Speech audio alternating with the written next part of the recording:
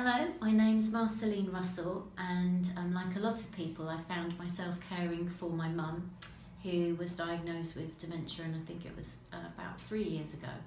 She's now in a care home, but I am still ultimately responsible for her. Here is my mum. She's going to be 84 at the end of this month, January, and she's very happy in her care home. The idea was, when she was diagnosed, that I would look after her in her own home, and that's what I tried to do for as long as possible. But she then started to take herself off and was brought back by the police, so it was unsafe, and I decided the time had come to put her in a home. And I have to say that that was probably one of the most horrible things that I've ever done. Looking after her meant that basically I did everything, and I think I had worked as an occupational therapist looking after people, elderly people with dementia, and I thought I was prepared, but I don't think anything can prepare you for looking after someone with dementia.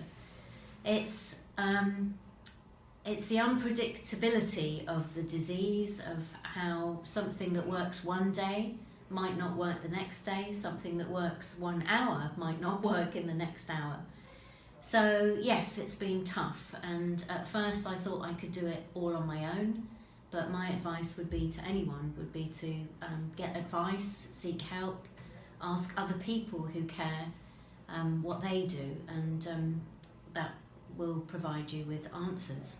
I had to look after everything, mum's washing, cooking, her social diary became my responsibility. So basically you end up running two lives, your own life and the person you care for. And it's tough, so I have to say that my own health suffered from anxiety, from eczema, from lack of sleep. And although I'm not ultimately responsible for all her care, because that's now done by care home staff, I'm still responsible for her. And yeah, I think I still do suffer a little bit from anxiety and sleepless nights. So I would say get help. I was one of these people that thought, oh, I can do it all.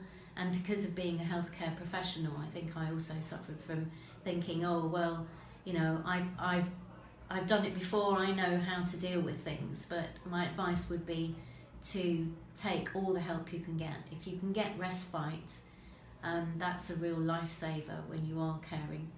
But one of the things that I found that has helped me, because your whole role, particularly if you give up your job, your whole role in life disappears, was to do some volunteering. And I volunteer with Oxley's, but I also volunteer with the Dementia Reference Group and campaign about something that, because of my mum, I feel very passionately about, to try and make Greenwich a nicer place for people with dementia and their carers to live.